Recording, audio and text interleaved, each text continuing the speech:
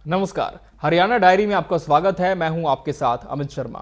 हरियाणा के पंचकुला से मंगलवार को हिंद की चादर श्री गुरु तेग बहादुर जी के 350वें शहीदी वर्ष पर दूसरी पवित्र नगर कीर्तन यात्रा का शुभारंभ हुआ।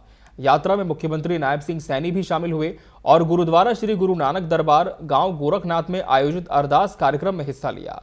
देखिए ये रिपोर्ट।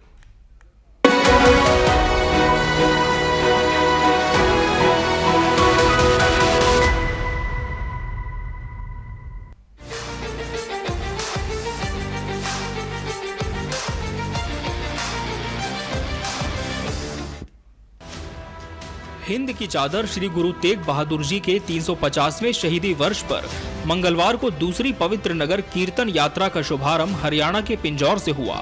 इस अवसर पर हरियाणा के मुख्यमंत्री नायब सिंह सैनी की उपस्थिति में गुरुद्वारा श्री गुरु नानक दरबार गांव गोरखनाथ में अरदास कार्यक्रम का आयोजन किया गया, जहां मुख्यमंत्री ने अरदास करते हुए प्रदेशवासियों की सुख समृद्धि और खुशहाली की कामना की। कार्यक्रम के दौरान मुख्यमंत्री ने गवर्नमेंट पॉलिटेक्निक अंबाला का नाम श्री गुरु तेग बहादुर जी के नाम पर रखने की घोषणा भी की। मुख्यमंत्री नायब सिंह सैनी ने कहा कि गुरु तेग बहादुर जी केवल सिख समुदाय या भारत के ही नहीं बल्कि पूरे विश्व के मानव अधिकारों के प्रथम महानायक हैं। उन्होंने धर्म और देश की रक्षा हेतु सर्वोच्च बलिदान दिया। उन्होंने बताया कि श्री गुरु तेग बहादुर जी के 350वें शहीदी वर्ष के उपलक्ष्य में प्रदेश भर में 4 पवित्र नगर कीर्तन यात्राएं निकाली जा रही हैं। अगले दिन 25 नवंबर को श्री गुरु तेग बहादुर जी के शहीदी वर्ष पर कुरुक्षेत्र में महासमागम का आयोजन होगा, जिसमें प्रधानमंत्री नरेंद्र मोदी मुख्य अतिथि के रूप में शामिल होंगे। गुरु तेग बहादुर जी जिन्हां दा पूरा जीवन इस धर्म की रक्षा लई, देश दे लई, धर्म दे लई जिन्हां ने बड़ी कुर्बानी दी। प्यारी साध संगत जीओ, ये यात्रा हम सब जानते हैं कि गुरु तेग बहादुर जी के त्याग, तप और विचार और धर्म के लिए उनकी शहादत को ये जन जन तक पहुंचाने का ये महाअभियान है। मुख्यमंत्री ने कहा कि श्री गुरु तेग बहादुर जी का हरियाणा की पावन धरा से गहरा संबंध रहा है। वर्ष 1665 में उन्होंने सिख पंथ के मुख्यालय को धमतान, परगना जिंद, बांगर देश वर्तमान हरियाणा में स्थानांतरित किया था। उसी वर्ष उन्होंने बांगर देश से लोहगढ़ की यात्रा करते हुए जिंद, कैथल, चीका, करहा, सियाना, सईदा और पिहोवा में संगत से मिलकर उन्हें धर्म मार्ग पर चलने का संदेश दिया। इसके पश्चात गुरुजी ने कुरुक्षेत्र जिले के बारना गांव, थानेसर, लाडवा और यमुनानगर क्षेत्र में भी दौरा किया। मुख्यमंत्री ने कहा कि हरियाणा वासियों का ये परम सौभाग्य है कि श्री गुरु तेग बहादुर जी के पावन चरण इस भूमि पर कई बार पड़े। उन्होंने अपने प्रवास के दौरान संगतों को दिव्य ज्ञान प्रदान किया और धर्म की रक्षा के लिए प्रेरित किया। जहां जहां वे पधारे वहां स्थापित गुरुघर आज भी उनकी शिक्षाओं और आदर्शों की ज्योति को प्रज्वलित कर रहे हैं।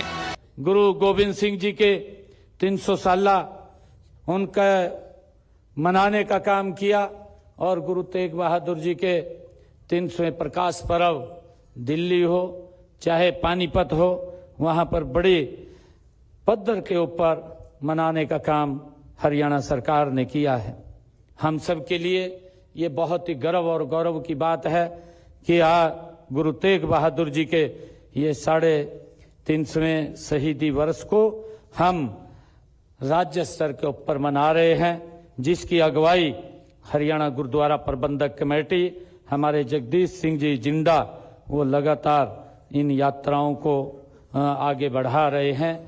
प्रदेश सरकार की ओर से किए गए विभिन्न कार्यों का उल्लेख करते हुए मुख्यमंत्री ने कहा कि सिरसा स्थित चौधरी देवीलाल विश्वविद्यालय में श्री गुरु तेग बहादुर जी के नाम से एक अनुसंधान पीठ चेयर स्थापित की गई है, ताकि आने वाली पीढ़ियां उनके जीवन, दर्शन और योगदान पर शोध कर सकें और गुरुओं के इतिहास से आने वाली पीढ़ियां प्रेरणा प्राप्त करें।